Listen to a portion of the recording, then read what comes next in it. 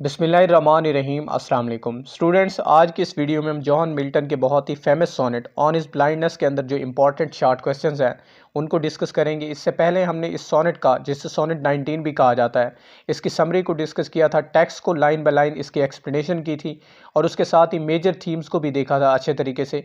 और उसके साथ आज की जो वीडियो है इसका मेन फोकस जो है वो शॉर्ट क्वेश्चंस रहेंगे जो पास्ट पेपर्स के अंदर पूछे गए हैं और मोस्ट इंपॉर्टेंट और मोस्ट एक्सपेक्टेड क्वेश्चन। तो सबसे पहला क्वेश्चन है कि when did Milton lose his I site, कि मिल्टन ने अपनी आई साइट कब लूज की। तो मिल्टन जो है वो 1650s के अराउंड जो है वो ब्लाइंड हुए थे। एग्जैक्ट डेट अननाउन है, लेकिन ये कहा जाता है कि 1652 और 54 के दरमियान वो कंप्लीटली ब्लाइंड हो चुके थे। 1650 ऐस इसलिए लिखते हैं कि 1650 के करीब जो है वो कंप्लीटली ब्लाइंड हुए थे। एग्जैक्ट डेट जो है वो डिफरेंट बायोग्राफर डिफरेंट मेंशन करते हैं।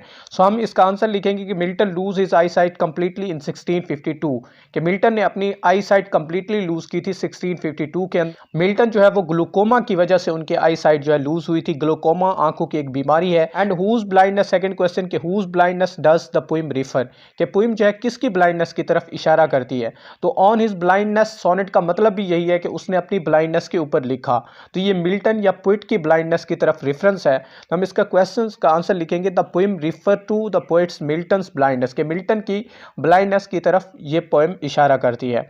उसके बाद क्वेश्चन है कि what is the central theme of the poem, के पोएम का सेंट्रल थीम क्या है। तो सेंट्रल थीम भी ब्लाइंडनेस के ऊपर है कि किस तरह उसने अपनी आई साइट लूज की, कंटेम्पलेशन है, डिसअपॉइंटमेंट है।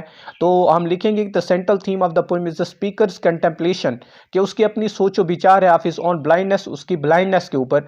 And how it affects his ability to serve God with his talent, और ये उसकी उस पोएटिक टैलेंट को किस तरह इफेक्ट करेगा जिससे वो अपने खुदा को सर्व करना चाहता है। उसके बाद क्वेश्चन है कि what does the poet mean by light, के पोएट का लाइट से क्या मुराद है। फर्स्ट लाइन के अंदर है कि when I consider how my light is spend, तो लाइट से मुराद यहाँ उसकी आई साइट है, उसकी आंखों की बिनाई है, उसकी आंखों की रोशनी या नूर है। इट मीन्स आई साइट, इसका मतलब भी आई साइट है आई ऑन हिज ब्लाइंडनेस के अंदर। और उसके बाद जो इंपॉर्टेंट क्वेश्चंस हैं कि what does the phrase doth God exact day labour light deny it signify, कि इस जो फ्रेज है doth God exact day labour light deny it, इसका क्या मतलब बनता है, इसकी क्या सिग्निफिकेंस। तो आपको इसका पहले मतलब आना चाहिए कि doth God exact day labour light deny it का मतलब क्या है। डॉथ का मतलब होता है डज, ठीक है, डॉथ मीन डज, ये उसकी ओल्ड फॉर्म है। एग्जैक्ट का मतलब होता है डिमांड करना। डे लेबर पूरा दिन जो काम करे उसको डे लेबर कहते हैं। लाइट डे नाइट का मतलब है रोशनी छीन ली गई हो। तो यहां मिल्टन ये कहना चाहते हैं कि does God demand same labour from me as he has taken my eyesight, कि खुदा ने जब मुझसे मेरी आई साइट ले ली है तो क्या वो मुझसे वैसी ही लेबर चाहता है जैसे वो एक नॉर्मल पर्सन से चाहता है, जैसे वो एक आई साइट वाले पर्सन से चाहता है कि मैं उसी तरह उसकी खिदमत करूं, उसी तरह उसके लिए पोइट्री लिखूं।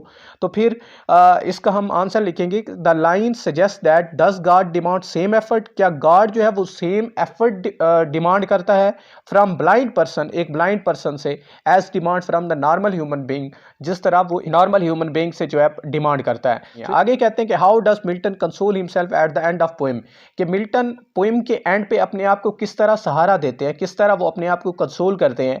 तो बहुत ज़्यादा सफ़र करने के बाद मिल्टन ये कहते हैं कि खुदा को वो बेस्ट सर्व करते हैं जो उसको उबे करते हैं, जो उसकी मील्ड जोक को बर्दाश्त करते हैं।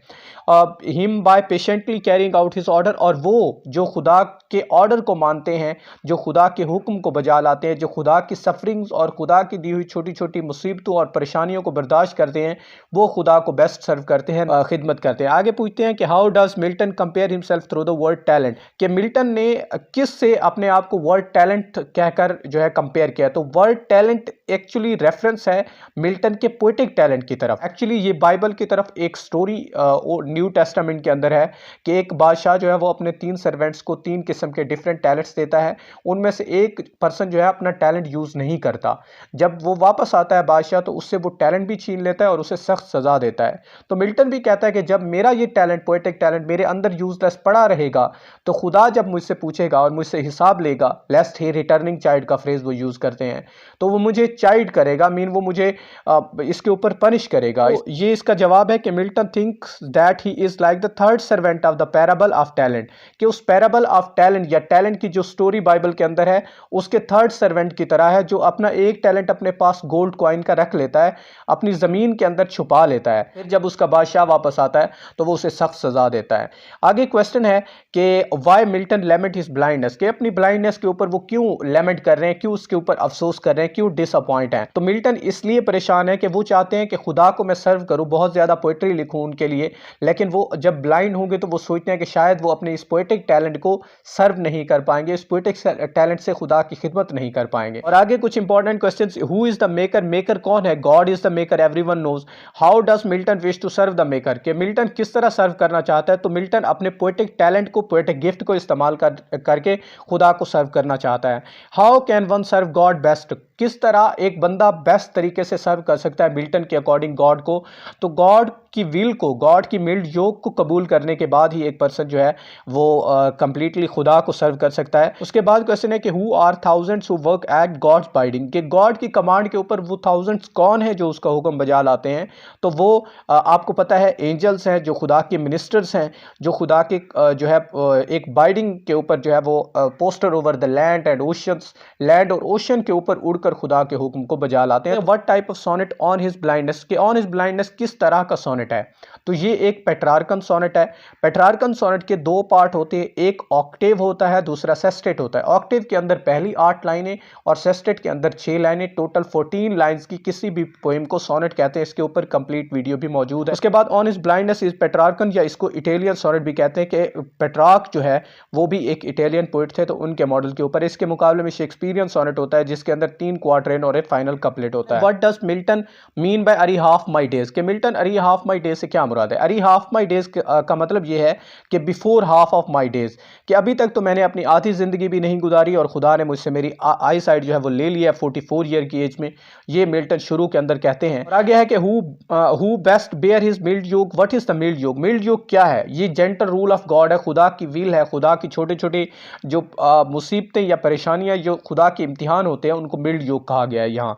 दे also serve who only stand and wait, what does Milton mean by stand and wait. Stand and wait का मतलब है वो लोग जो खुदा का इंतजार करते हैं, मीन जिनका खुदा के ऊपर फिर्म फेथ होता है, उसका कहा गया स्टैंड एंड वेट, के वो भी खुदा को सर्व करते हैं, जो उसके हुक्म के मुंतजिर खड़े रहते हैं।